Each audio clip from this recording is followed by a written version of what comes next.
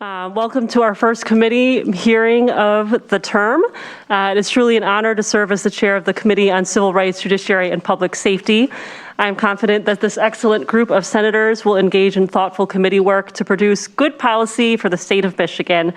And I'm optimistic that, like previous terms in Judiciary Committee, we will have many bipartisan issues that we will work on to ensure that from our law enforcement to our courts and to our prisons and beyond, that we have a fairer, smarter justice system, as well as a civil legal system that is responsive to Michigan's needs and is open and accessible.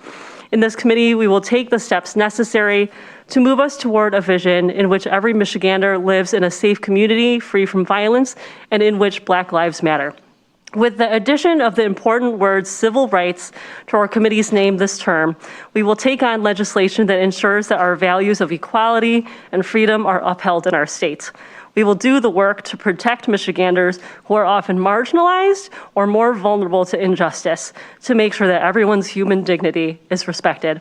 And with that, there is no better way to begin our committee work than by taking up Senate Bill 4, which expands the Elliott-Larsen Civil Rights Act to include sexual orientation and gender identity. And with that. Thank you, Madam Chair. And members of this committee, I really appreciate the urgency behind this committee hearing and putting this on the agenda in its first committee hearing. 50 years ago, Democratic Representative Daisy Elliott and Republican Representative Mel Larson came together to create a Civil Rights Act in Michigan that states the opportunity to obtain employment, housing, and other real estate, and the full and equal utilization of public accommodations, public service, and educational facilities without discrimination because of religion, race, color, national origin, age, sex, height, weight, familial status, or marital status is recognized and declared to be a civil right. This act has curbed instances of discrimination against these protected classes since it went into effect in 1977. And from the beginning, starting during the first Elliott-Larsen hearing process in 1973, 50 years ago, there has been a dogged yet unsuccessful effort to add sexual orientation and gender identity and expression among those protected classes. I think I want to pause there for a second. There was a time when our community had very few allies, and it was incumbent upon us to express who we were alone. And to get to the point that we're here 50 years later, a week removed from a governor's state of the state where an Elliott-Larsen amendment was brought up and received the longest and largest applause, is quite a journey. In 1983, 40 years ago, Republican Representative Jim Dressel from Ottawa County introduced House Bill 5000 to include sexual orientation in the act. According to Gongora reports, it passed committee with an 8-5 vote, but was sent back to committee a week later.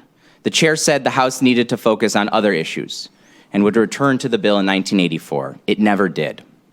Dressel lost his re-election in 1984 and dedicated the rest of his life to the cause of LGBTQ rights. He died in 1992 of AIDS-related pneumonia. This hearing should be dedicated to him and the countless advocates over many years upon whose shoulders we stand. And we've made a lot of progress in the successive decades, and especially in the last few years. About 50 local communities have stepped up when the state wouldn't and passed local equal rights ordinances. Since 2018, the Civil Rights Commission has been investigating claims of LGBTQ discrimination in Michigan. In 2020, the conservative United States Supreme Court extended federal employment protections to LGBTQ people. And just last summer, the Michigan Supreme Court ruled that indeed the scope of Elliott-Larsen does include LGBTQ Michiganders. In many regards, the bill before you places what is already today's practice into the law. I want to describe the process by which this act works. When I was first elected to the legislature in 2014, there were those who campaigned on making Elliott-Larsen, the whole act, a curse word. And I want to acknowledge Republican Representative Frank Foster, who courageously put forward this issue at the expense of his tenure in the House as his effort was defeated. The soiling of Elliott Larson in the name of family values from those who turned out to have none is a huge shame because of what this landmark legislation has done to uphold basic human rights. I think that there has been this false notion painted that SWAT teams are using Elliott Larson to bust into mom and pop shops and arrest people and shove them in the back of cop cars. That is not the process. If someone is discriminated in employment, housing, or publicly available services in Michigan, and they have proof that their status in one of those protected classes is the reason for that discrimination, then they can submit that evidence to the Civil Rights Commission, and it will investigate that claim with due process. This bill simply adds sexual orientation and gender identity and expression among the list of existing protected classes in a process under an act that has been refined for nearly a half a century. If you would not fire someone or evict someone or deny them services because they are LGBTQ, then this bill requires nothing of you. And while this is a document of my values as a gay person, I also believe this is a document of Michigan values too, of decency, of kindness, and of respect toward one another. But unfortunately, these cases of discrimination do exist. You can recall last year when I spent 3 successive days during statements in session reading only an excerpt of the 350 claims compiled by the ACLU of Michigan just from 2013 to 2016, before the Civil Rights Commission was taking these claims, of people in our state facing discrimination due to their sexual orientation or gender identity. A lesbian, employee of a pizza place, who was denied a supervisory promotion because she was told she looked and acted too masculine. A transgender woman who was denied a job at a grocery store and was told it was because of her gender identity. A gay man who was kicked out of a Coney Island because the owner didn't want faggots in his restaurant. The list goes on and on and on. Michigan law allows for these people to be kicked out of our economy as workers and consumers. Indeed, as the Civil Rights Commission here in Michigan was deliberating action for LGBTQ protections, the department concluded in an incredibly comprehensive report that, quote, all available evidence shows that discrimination based on sexual orientation and gender identity and expression, 1, exists and is significant, 2, is protected in other states, but not in Michigan, and 3, has direct negative economic effects here in Michigan. This is an opportunity to right these wrongs. Our community is vibrant and contributes economically, culturally, and civically to the state of Michigan. That's what a once adopted Senate Pride Month resolution says. We're not asking for anything more than anyone else has, but we're also not going to accept anything less than equal protection under the law. We will not live in the shadows. We're your family members, your friends, your neighbors, and your colleagues. I'm a firm subscriber to the Harvey Milk quote, that coming out is the most political thing you can do.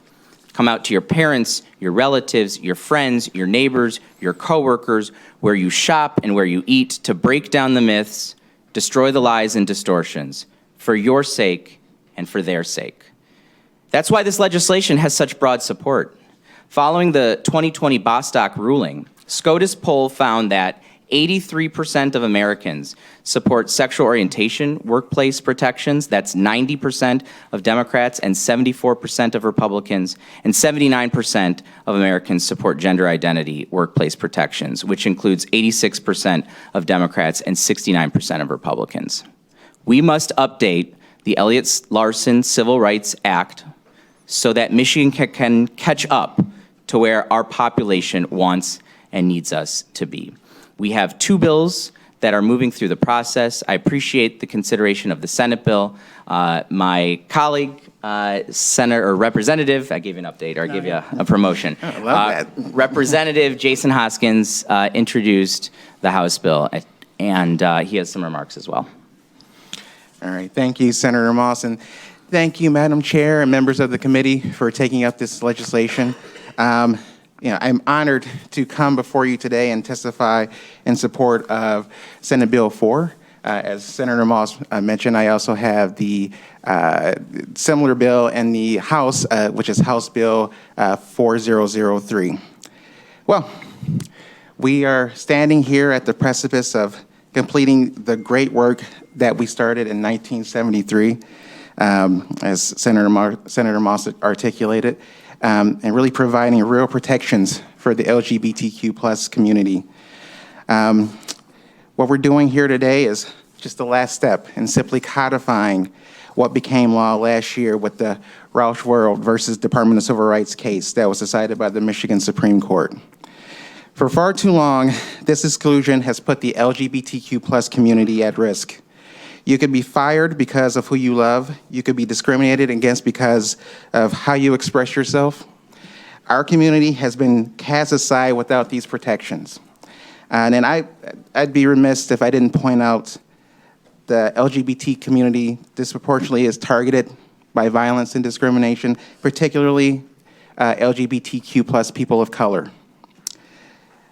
For LGBTQ individuals, can't talk all of a sudden. LGBTQ individuals of color, this protection will be especially important. Far too often, these individuals experience discrimination based on multiple facets of their identity. They have to navigate a workplace that can be a complex myriad of decisions that they have to make. How are they dressing? How do they sound? How are they walking?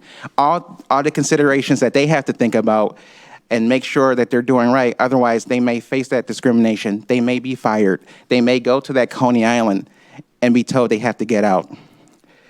What we're doing here today, expanding the Elliott Larson Civil Rights, will help address that intersectional discrimination that many face and that fear that they face, and provide greater equality and justice for individuals in our state.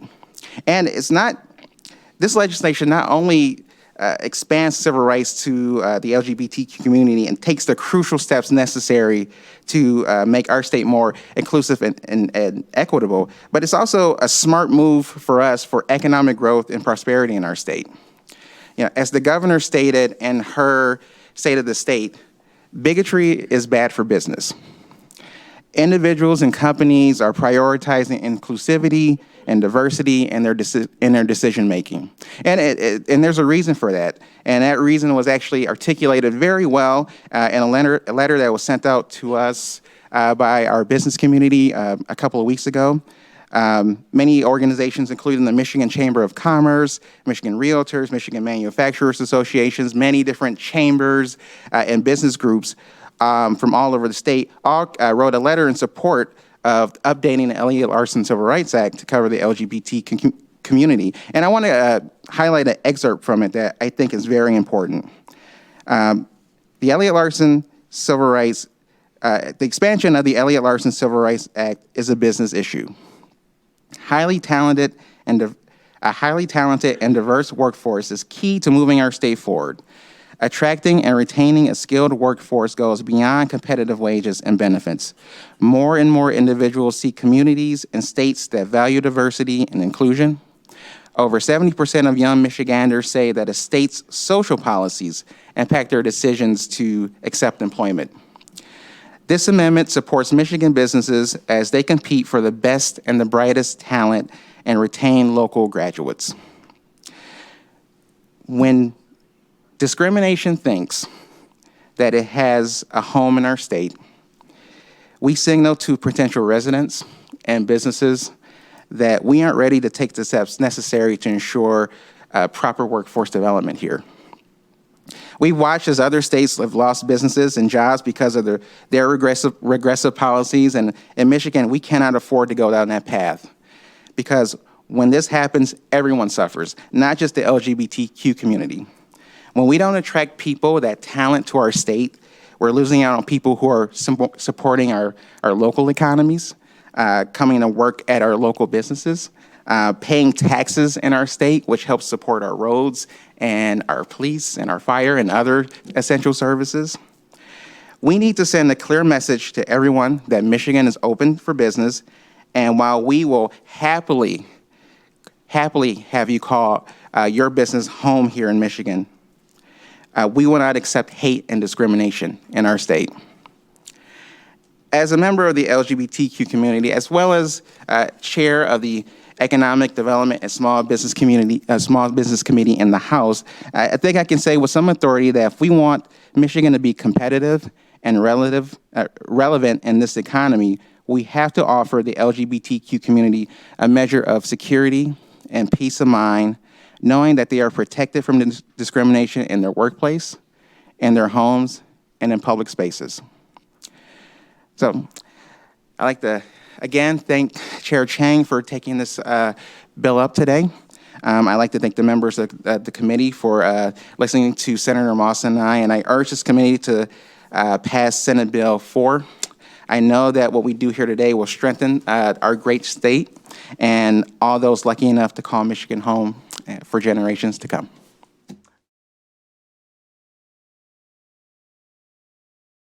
Thank you, Madam Chair. Hello, I'm Luke Londo, and I serve as the Hazel Park Mayor Pro Tem, and I recently began service as a member of the Michigan Civil Rights Commission. I am extraordinarily proud to say that with my recent appointment by Governor Whitmer, I became the first member in the Civil Rights Commission's 60-year history to publicly identify as LGBTQ. I am openly and gratefully bisexual. I'm also proud to say that as a public body, the Michigan Civil Rights Commission first advocated for expanding the Elliott-Larsen Civil Rights Act to include protections for the LGBTQ community nearly 40 years ago, a legacy of leadership on LGBTQ rights that is virtually unmatched in the state. To appreciate the gravity of that length of time, I'd like to point out that the esteemed chair is only 39 years young. On May 21st, 2018, after months of public hearings and citizen input, the Civil Rights Commission issued a landmark interpretive statement determining that Elliott-Larsen includes protections for the LGBTQ+ community under the prohibition of discrimination on the basis of sex. Because if you have two employees who are both married to a man, one of whom is a woman and one of whom is also a man, what is the difference between them, if not sex? With this common sense reading of the law, the Michigan Department of Civil Rights began investigating complaints of discrimination on the basis of sexual orientation and gender identity, work that continues to this day. This bold and forward-looking action on the part of the Civil Rights Commission initiated litigation that ultimately yielded a court decision that affirmed the Commission's interpretation of Elliott-Larsen and ensconced civil rights protections for LGBTQ+ individuals into the jurisprudence of Michigan. But ultimately, at this point in our state's history, the greatest safeguard of civil rights, equal opportunities, and privileges afforded to other Michigan citizens can only be assured for the LGBTQ community by conscious and deliberate legislative action that codifies the great weight of moral authority and the will of the people of Michigan. Most Michiganders believe, as I do, that it is the right thing to do, but it is also the smart thing to do. A decade ago, the Michigan Department of Civil Rights issued a groundbreaking study on the negative impact of Michigan's business climate and economy if we fail to enact protections for LGBTQ+ community and make Michigan a truly welcoming state that celebrates diversity and embraces all people, regardless of their sexual orientation or gender identity. Today, we are presented with the historic opportunity to change the climate in Michigan so that the students we educate don't leave right after graduation, so that our best and brightest don't look for more welcoming places to build their careers and families, so that corporations considering Michigan don't turn away because their employees want to live in vibrant cities that celebrate diversity. On behalf of the Michigan Civil Rights Commission, we urge you to expand the Elliott-Larsen Civil Rights Act to include definitive protection for Michigan's LGBTQ+ residents and those who would make this great state their home. On a personal level, I was proud to introduce and help pass a human rights ordinance in Hazel Park 2 years ago, along with then City Council member Mike McFall, which accomplished the same thing I ask of you today in my little corner of the world. I also introduced a resolution at a Michigan Civil Rights Commission meeting just last week, affirming our hope for you to take legislative action on this bill to enshrine protections for the LGBTQ+ community without amendment. It is my greatest hope that those past actions become wholly unnecessary and any future human rights ordinance be rendered performative instead of imperative. As I'm married to a woman, I've enjoyed a tremendous amount of privilege as a straight presenting white man, especially as I spent much of my working life in politics employed by Republicans. I'm proud to say that I worked for the late Congressman Dan Benishek and Republican Attorney General Bill Schuette, as well as served as an elected party official within various levels of the Michigan Republican Party. I value those experiences immensely, especially the personal conversations with Attorney General Schuette about this and other issues. My experience has placed me directly in the room to hear what some perceive as opponents of this measure have to say. And they say overwhelmingly behind closed doors that it should be illegal to discriminate against someone on the basis of sexual orientation, gender identity, and expression, even if it conflicts with their own religious beliefs. They've also said as much publicly in a 2019 Glengarriff poll. In fact, nearly everybody I spoke to about testifying today, including a dear friend who's here in the audience who helped copy edit my remarks because the subject is so deeply personal to me, are longtime friends that I met through my previous life in Republican politics. Each of these friends have been endlessly supportive of me despite my becoming an independent and this cause. This bill is a bipartisan representation of who we are as a state and as a community of people who believe in and want nothing but the best for each other.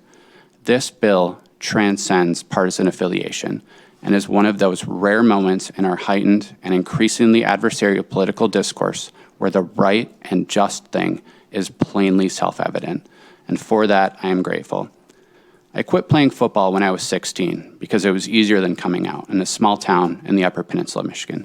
In fact, I didn't come out until college, and I still remember the raw terror of that moment, as I knew my life would be divided into what happened before and after that conversation with my roommate.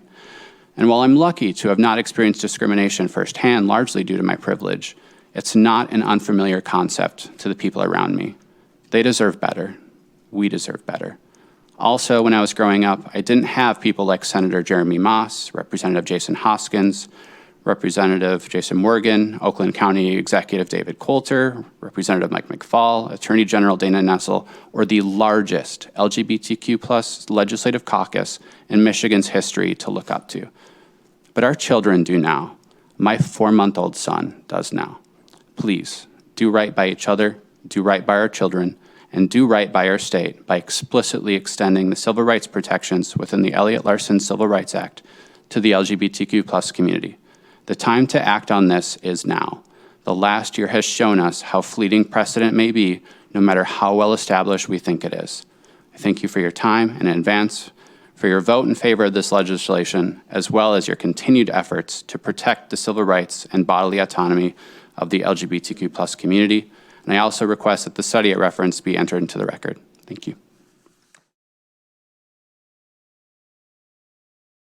Thank you.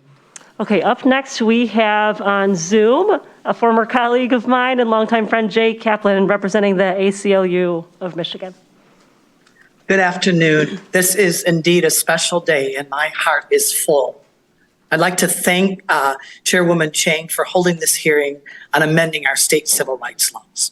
My name is Jay Kaplan and I am the staff attorney for the ACLU of Michigan's LGBTQ+ project. And I've served in this position for the past 22 years. During this period of time, and even a decade before I started my job, we have seen efforts each legislative session to amend Elliott-Larsen to explicitly add the categories of sexual orientation and gender identity and gender expression in order to provide comprehensive civil rights protections against discrimination for LGBTQ people. In almost every previous session where the bill was introduced, it was denied a committee hearing so that it could not move forward to become law. And yet during these past 22 years, the ACLU of Michigan, as Senator Moss mentioned, has received more than several hundred complaints of discrimination against the LGBTQ community in almost every facet of life, including discrimination in employment, housing, education, access to health care, and other public accommodations. One such person was Amy Stephens, a transgender woman who was fired from her job at the Harris Funeral Home when she shared this fact with her employer. We took Amy's case all the way up to the United States Supreme Court, which held in Bostock versus Clayton County that employment discrimination based on gay or transgender status is discrimination in violation of federal civil rights laws prohibiting sex discrimination. Unfortunately, Amy didn't live to read this legal opinion, but her case left a legacy for the LGBTQ civil rights community. Last year, the Michigan Supreme Court applied the Bostock decision to Elliott Larson, civil rights laws in the case of Rauch World versus Michigan Department of Civil Rights, holding that LGBTQ people are protected against employment, housing, education, and public accommodations discrimination on the basis of sex. So why do we need to amend ELCRA to explicitly include sexual orientation and gender identity and expression when we already have the Rauch World decision? We need to do so to both cement and codify the Rauch World decision. So LGBTQ rights can never be up for question or interpretation by a state court.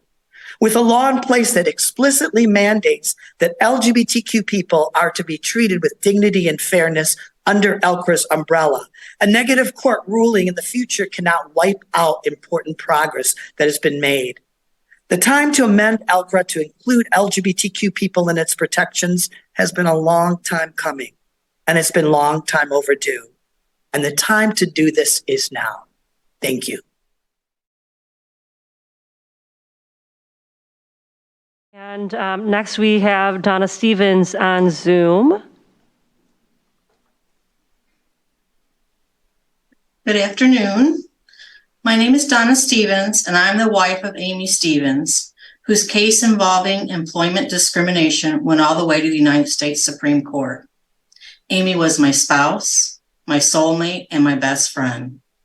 Amy worked in the funeral industry as an embalmer. While this may not seem like a typical profession that most people aspire to, for her, it gave her great satisfaction, and it was her passion.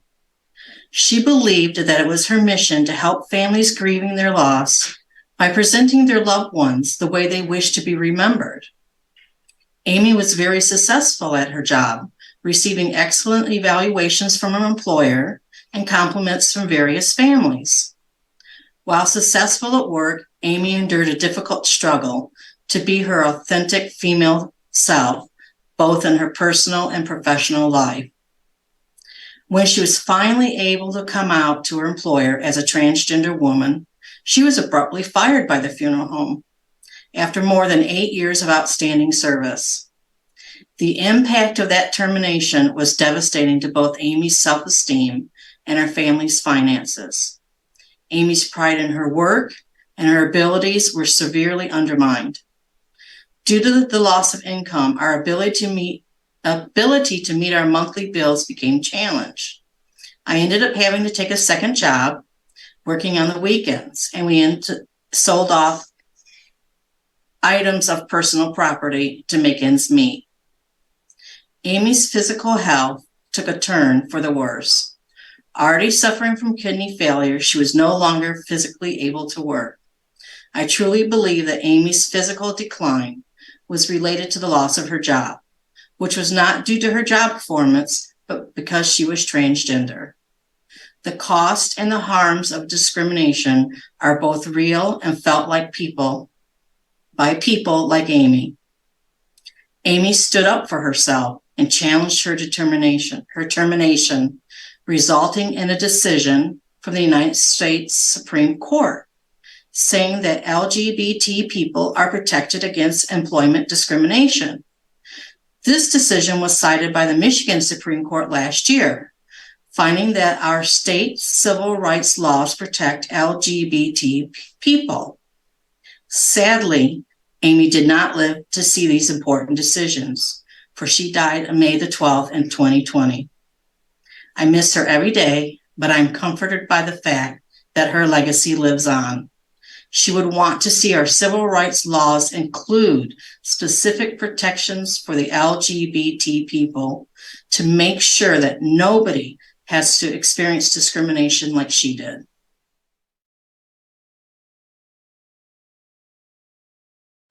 Thank you, Madam Chair and committee members, for this opportunity to be here this afternoon. My name is Katie Kilpatrick. I'm a married mother of 3 children. We live in Michigan, and we've been here for approximately 16 years. We have grown to love this state, and the diversity that we live in. Our kids attend public schools, and we volunteer with our faith community. Michigan has truly become a home for us. I am here because I am also the mother of a transgender daughter. It may be helpful to give you some background of our journey. When my child was 18 months old, I started noticing that they were not participating in the activities that little boys typically do. I think you could go back to and talk to their teachers from preschool to Sunday school, and the consensus would be that my child preferred things that were more associated with being female. When they were young and starting to draw pictures of themselves, they normally made pictures of themselves as a girl. They referred to themselves as a girl, and when they were learning about gender roles in preschool. They preferred clothes that were more feminine. They used to sneak into their big sister's room and take her clothes and make their own fashions from it.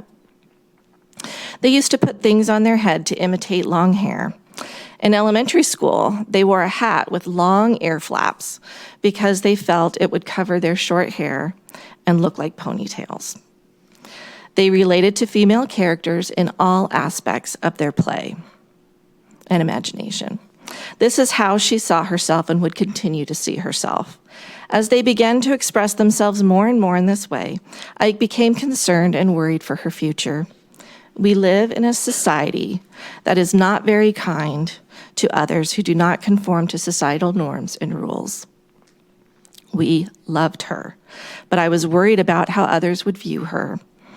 Would they see the bright and beautiful girl that we saw growing and emerging in front of us? How do I prepare my child to live in such a world as this? I also felt very isolated, as no other parent that I knew was going through this. I knew something was just different, even though people reassured me that it was just a phase of life. If I was feeling this way, how do you think my child was feeling? I had a very kind friend reach out to me and connect me to a parent support group made up of parents of LGBTQ kids. These parents became a lifeline to me and helped hold my hand through all the fear and all the questions. Suddenly, I was not alone in this journey. I had other people to talk to and express my worry and concern. They all said to just love your child through whatever may be happening, and they will be open to you about what it's going to be like or what they will feel and be. They shared that some gender nonconforming kids align with their sex assigned at birth. They also said some kids are transgender. They provided me with scientific, evidence-based research and literature that helped me to navigate this journey and reduce the fear and the anxiety that I was feeling. By 4th grade, my child was displaying some concerning behaviors at school and indicated to me that they felt depressed and were having a hard time. I'm very thankful for a kind principal who reached out to me. I knew at that time that my child was asking their friends and schoolmates to refer to them as a different name. The principal then asked me how that school could best support her. Through my own work and advice from the parents who walked before me, I chose to just embrace my child and love her as she is. I told the principal that she could use the name she'd like at school and support my child as how they identified. We also took steps at home to assist her in expressing herself the way she wanted. She chose her own clothing and began to dress the way she felt comfortable. We also visited with our pediatrician and received some support from her in regard to leading research and best practice standards. Almost immediately, as we started making these small changes in our life, we began to see what was once a sad and depressed child was now thriving and happy. She was becoming our daughter. 1 year later, when I was in a dorm prepping for our 5th grade camp, I overheard a conversation between my daughter and a classmate. The student was asking her some questions about our sleeping arrangements. It first caught my attention when I heard my child respond to a question with, "Because I'm transgender." The little boy replied again, so perked my ears. The little boy replied again and asked, "What is that?" My daughter responded, "Well, I feel like a girl on the inside, but I have parts on my boy, like a boy on the outside." The next question was, "How are you going to have kids?" And my daughter responded casually with, "I'm just going to adopt." That was it. "Okay, let's go play." And they went and played after that. The rest of fifth grade camp was wonderful. No problems whatsoever. These kids, they get it. They get it. They have no problems with my daughter at school. She goes every day and is supported and is just like one of the other kids. In this situation, it didn't change anything about the little boy. He didn't have to modify anything about what he wanted to do or where he wanted to play or how he wanted to live his life. He saw my daughter as his equal, a kid that just wanted to play and have fun and live her life. He didn't see her he didn't see her for how she compared to him. He saw her as a whole person who was just going to do some things in a different way. Equality in this instance meant being able to play together, no matter how my daughter dressed, how she looked, or how she identified. A recent study from the Williams Institute at UCLA found that transgendered people make up 0.5% of the U.S. population of adults and 1.5% of youth between ages of 13 and 17. That is over 1.5 million people. These are people, just like you, just like me. These are people's children, people's family members, and people's daughters. A great resource for me when we were looking for ways to support our child is the Family Acceptance Project. In their evidence-based research, they have found that the more a family and community is accepting of an LGBT child, the higher the outcomes for that child. This means they are less likely to be depressed, 3 times less likely to have suicidal ideology, and less likely to abuse substances. Supportive families and communities of LGBTQ people improves the community exponentially. Equality has real consequences, not just for individuals, but also for the communities that they live in. In essence, everyone benefits when a community values equality and treats its citizens with kindness. This population experiences inequality in all aspects of life. In this journey, it has been a blessing to be a parent of an LGBTQ child, and in turn, learn about and get to know the LGBTQ community. I have sat in sacred spaces with these families and these children, and they deserve the protections that this law will allow them. It is an honor to represent them today, and I hope that I can convey to you how important this bill is to not just my daughter, but to the LGBTQ community and citizens of Michigan. For our family, this bill is personal. It is our duty as her parents to ensure that her future is attainable. Passing this bill will make it possible that she has protections when she can't find a doctor to provide medical care, or obtain a mortgage, or find employment, or even get married someday and adopt those kids that she planned on at the young age of 10. My daughter just wants to live her life like anyone else. Please vote to expand our state's civil rights protections to cover all citizens in Michigan. Let's be an example to this nation that Michigan values equality for everyone.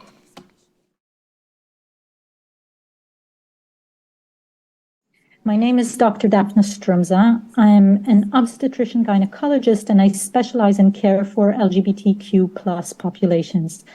I work as an assistant professor of obstetrics and gynecology at the University of Michigan, where I provide clinical care and perform health services research. I completed medical school at the Hebrew University of Hadassah in Jerusalem, Israel. I completed my OBGYN residency at Henry Ford Hospital in Detroit, followed by a 2-year fellowship in advanced research via the National Clinician Scholars Program at the University of Michigan. My work focuses on sexual, reproductive, and gender-affirming care for gender and sexual minorities. I'm also a recipient of an NIH Career Development Award and have published extensively in the peer-reviewed medical literature on issues related to care quality and access for gendered minorities. I should say I'm also a proud member of the LGBTQ plus community. I'm a queer person and I'm married to a trans non-binary person. So we are also your doctors and your professors. In my care, I have provided care for thousands of patients, including sexual and reproductive health services and gender-affirming care. While each and every patient is unique, there is a common thread that ties the healthcare needs of a vast majority of my patients. They have all experienced at least some form of discrimination, prejudice, stigma, and those have affected their health and well-being. Those who have had the fortune to have a supportive family, a loving community, a strong and affirming network, are often able to thrive and withstand the forces of homophobia and transphobia. Others struggle with the consequences, practical, physical, emotional consequences of isolation, of rejection, of hate. We know that the rates of depression, anxiety, poor mental health outcomes among gender and sexual minorities are extremely high. In a national survey with thousands of participants from a few years ago, 40% of transgender adults shared that they had attempted suicide at some point in their lives. This is almost 10 times as many as in the general population. A vast majority of respondents had been victim to some form of violence or discrimination. And as Representative Hoskins said this is an even heightened issue among trans people of color and especially trans Black women.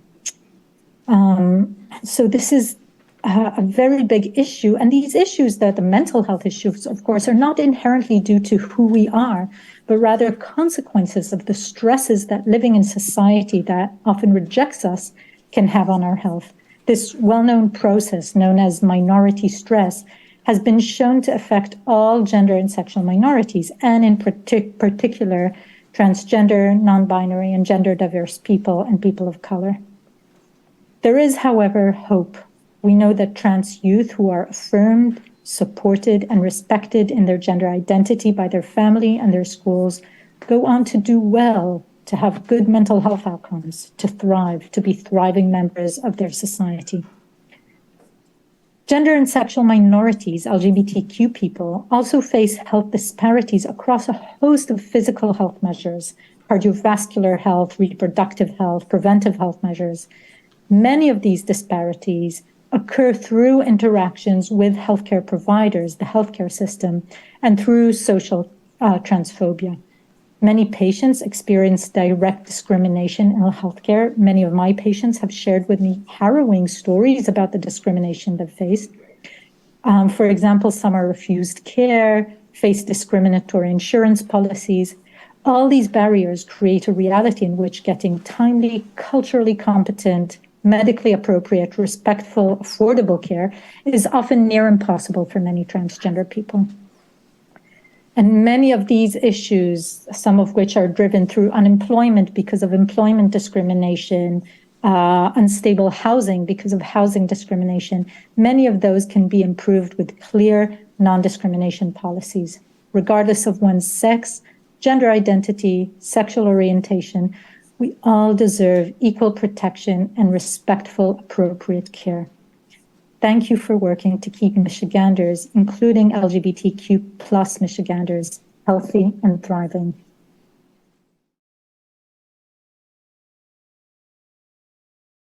Thank you, Madam Chair. Thank you, committee members. My name is Anthony Williams. I use he and him pronouns. I'm the president and CEO of Corktown Health. We are Michigan's first nonprofit community-based medical home focused on meeting the healthcare needs of the LGBTQ plus community. Corktown was launched by our legacy organization, Health Emergency Lifeline Programs, more formally known as HELP. We have nearly 40 years of experience delivering services in HIV care and prevention. We opened our clinical services in 2017 and now provide a broad range of services, including primary care, behavioral health, health insurance navigation, HIV care, STI, testing and treatment, support services. We're based in Detroit, and the majority of our patients that we see are from Southeast Michigan. However, we have a small number of patients that reside in other areas of the state of Michigan, from Grand Rapids to Muskegon to Alpena and Traverse City. We partner with numerous academic institutions and have a highly respected residency program with Wayne State University School of Medicine. There's a lot that's been said already today, so I'll try to skip through some of these things. But research has shown that LGBTQ+ people experience significant health disparities.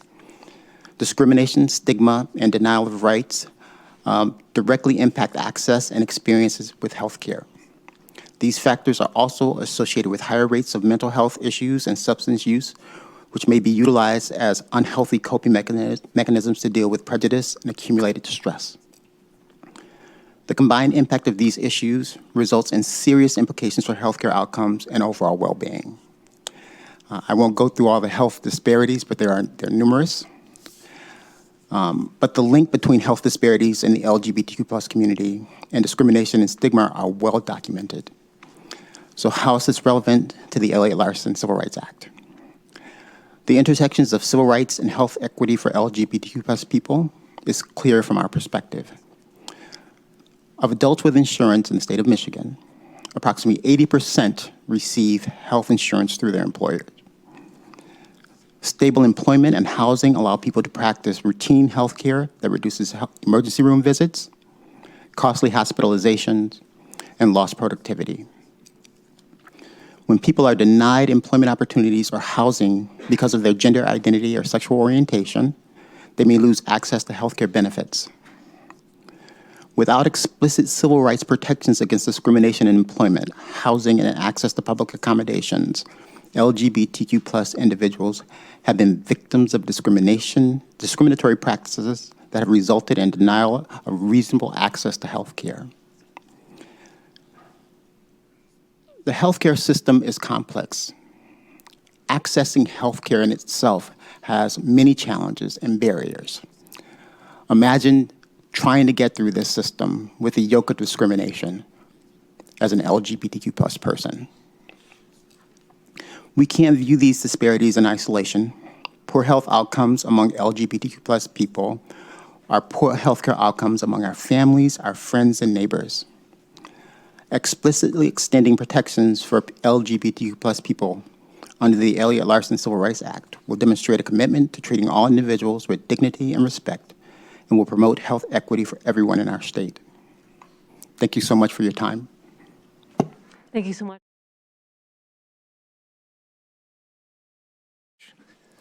I am not an advocate. I'm not a politician. I am not a lobbyist. I'm a pastor. My church is a church of about 2,000 members. We have been breathtakingly generous over the past few years. In 2021, 100 doctors and nurses connected to the church gathered together and worked directly with Rite Aid Pharmacy to do a vaccine clinic in our sanctuary that treated 2,500 people. Over the past year, in 2022, we welcomed more than 30 refugees from Afghanistan and from Ukraine. And finally, over the past 3 years, we've given away $1 million to social service organizations and to community partners in Pontiac and in Detroit. I also am here to say that we're an inclusive church. We have members of the LGBTQ community at every level in our church, from clergy to the governance of the church, to the people on committees, to the people carrying the water, to the people working hard. There is not one thing I can do without them. They have been involved in every way, helping me reach out to the poor, to reach out to the hungry, to clothe the naked, to visit those in prison. And it is my privilege today to bear witness to the work they do. I say bear witness because I think the word ally is a little too soft for the kind of commitment that I have to this population and to my members who are my brothers and sisters in Christ. I have seen these people work, and I've seen the good they do in the world, and I've listened to their stories, and I know the difficulty that they have faced in their lives due to discrimination. I know the difficulty they've experienced because of a sense that they had something that was a burden they had to bear instead of a gift from God. And I know the liberation that they experience when they discover that their gender identity and their sexual orientation is a gift. The Elliott Larson Civil Rights Act is something that is grounded in real relationships between real persons. It's something that is critical for us to support as a community and as a state. I ask you to support it, and I ask you to pass these provisions because these people are so dear to us and to so many of us, and they give so much to this state. Finally, I also have to say that before being a pastor, I was a professor of religious ethics. I have a PhD from Yale University. I was a tenured chair professor in the United States and Canada. I know well the different interactions between different religious traditions in the public sphere. And what I can say with complete confidence, and I think some firm ground, is that there is nothing in any of these religions that sides against inclusion and love and care for each of us as a beloved child of God. And I ask each of you, as you think about putting your vote forward on this measure, that you would consider that love and let it guide you. Thank you. Good afternoon. I'm a Presbyterian pastor serving in a congregational church in downtown Kalamazoo. First Congregational Church is an open and affirming church that welcomes LGBTQ+ members and clergy into all levels of leadership. We're committed to providing free meeting and performance space to local nonprofit organizations, and we serve families in Kalamazoo by hosting the only free drop-in daycare center in town and a free nature playscape area for children to interact with nature. I am also co-chair of the Faith Alliance, a committee of Kalamazoo religious leaders which formed 15 years ago to support a local non-discrimination ordinance that passed in 2009. In the last 5 years, Faith Alliance has been working with Outfront Kalamazoo to build housing solutions for LGBTQ+ youth and young adults.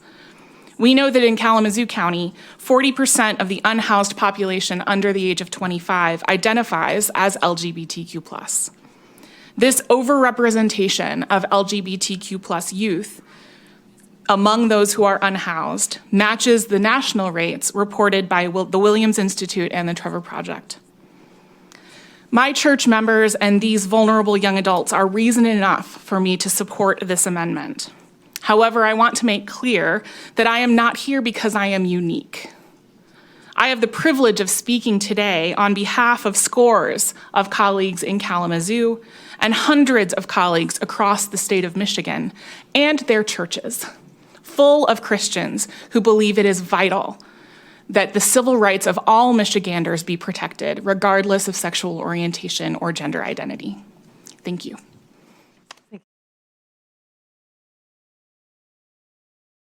My name is Dani Woods. I am a Detroit native and married to my wife of 16 years, a corporal in rank with the Detroit Police Department, and I proudly serve as the LGBT liaison for the Detroit Police Department. In my 23 years, the last 10 being liaison, I have been discriminated against, worked with detectives and investigators whom received discrimination cases, and have been an ear and shoulder for the LGBTQ+ community who have endured such discriminations because of either their gender identity or sexual orientation. My role has become more essential due to no legislation that protects my community. In 2006, I received a police run while working patrol, and as we approached, the officer I was working with observed the two females that were fighting, and one was more masculine presenting than the other. And his question to me was, I wonder which one is the man. I found that very disturbing, and him not knowing my sexual orientation. We handled our run, but when we got back to the precinct, I approached my commander with the idea of creating an officer for the LGBTQ+ community. At the time, he was very uncomfortable with the position, and pretty much put it on the back burner and said, I'll think about it. 5 years later, he attended a conference, a national conference in Atlanta, and he called me with the idea of creating an LGBT liaison. Although we joke about it now, it's essential that I'm in this role because it's not just a regular person in a uniform. I'm not selling lip service. This is my life as well. I see firsthand the impact of these. Our department has the only Michigan certified training through the Michigan Commission on Law Enforcement recognizing LGBTQ sensitivity, awareness, and diversity, in which every DPD recruit has to take this class, and it's offered to both our civilian and sworn members as in-service training. I also train other law enforcement entities, businesses, and organizations that see an urgency to become inclusive in recognizing that these past practices of discrimination have to stop. I see firsthand the impact that these trainings have both on my colleagues within law enforcement and within our community and our continuous mission of building trust, understanding, and a working relationship with the community. Explicit LGBTQ inclusion is so incredibly important so that people know that they are wanted and valued by any institution. I am proud to say that we have many LGBTQ plus members within the ranks of the Detroit Police Department due to these trainings, belief in creating change, and knowing that the department is inclusive of all individuals.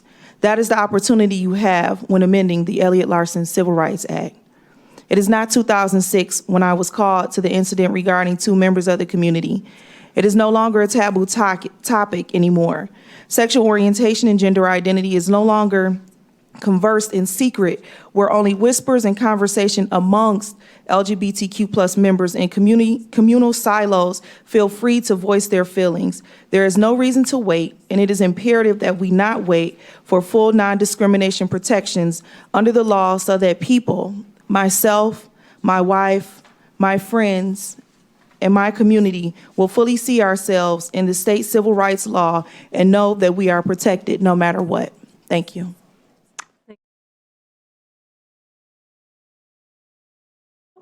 And eager to hear testimony from Erin Knott. Thank you, Madam Chair, members of the committee. I think I just want to begin by saying that transgender individuals, transgender Michiganders, are more likely to be a victim of crime than the perpetrator. For those that are watching this committee hearing or reading about the clips, my sexual orientation is not a lifestyle. And for transgender individuals that are in the room today or again watching this, you're not masquerading. This is who you are. This is how you're living your life. This is who you are as a person. And Equality Michigan and the rest of the community that's behind me stand with you today. So I thank you for taking up Senate Bill 4. You know, I heard some comments as it relates to bathrooms, locker rooms. I want to remind everybody, and this has kind of come up through the questions, that the safety and privacy in restrooms are important for all of us. That's why we already have laws in place that Senator Irwin has lifted up that make it illegal to harm or harass people or invade their privacy. Updating the Elliott Larson Civil Rights Law will not change that. We all care about safety in restrooms or locker rooms, and it's why it's important to remember that non-discrimination laws have been around for a long time. More than 300 cities and 22 states have enacted successfully and implemented laws that protect LGBTQ people from discrimination. Allowing transgender individuals to use the restroom that matches their gender that they live each and every day, it's not a problem. There's been no increase in public safety incidences when a transgender individual uses a restroom, a locker room. This is true for adults and this is true for children. I heard something a few minutes ago about sports. I want to remind you that in Michigan, all kids deserve the right to participate in extracurricular activities. That includes sports. And when we talk about the disadvantage, the perception of a disadvantage to girls or young women, we are right now talking about 5 transgender girls over the last 10 years here in Michigan that have participated in sports. It's not a conversation, it's not an argument. They deserve the right to be able to participate with their peers, to be competitive, to live their lives and be their best selves. So I think in closing, I want to remind you all that Equality Michigan and its predecessors and the entire LGBTQ community have been working to update the state's civil rights law to explicitly include sexual orientation, gender identity, and expression in every single legislative session subsequent to the adoption of Elliott Larson. After decades of hard work, countless sacrifices, and generations of courageous leaders, we're witnessing a sea of change, and I want to thank all of you for your support here today. But do not be fooled. Discrimination is a very real problem that our Department of Victim Services sees each and every day. We're talking about discrimination in employment, housing, education, healthcare, and more often than not, violent, horrific acts of crimes disproportionately being targeted at our transgender women of color. And it's no secret to any of us in this room that recently we have seen an uptick of horrific behavior being aimed at our youth, our transgender youth and non-binary youth. We know that our youth are disproportionately impacted by mental illness, depression. We need to include safety measures, and by adopting the Elliott Larson Civil Rights Act and including sexual orientation, gender identity, expression is one step forward, saying to our youth and to our most marginalized members of our community that they're valued and that they are loved for who they are. Thank you. Thank you. Any questions? Okay, so thank you everyone for being here today. Next week we will take some additional testimony, and we do have the cards of those who filled those out, and so we will read those into the record next week. And with that, committee is adjourned.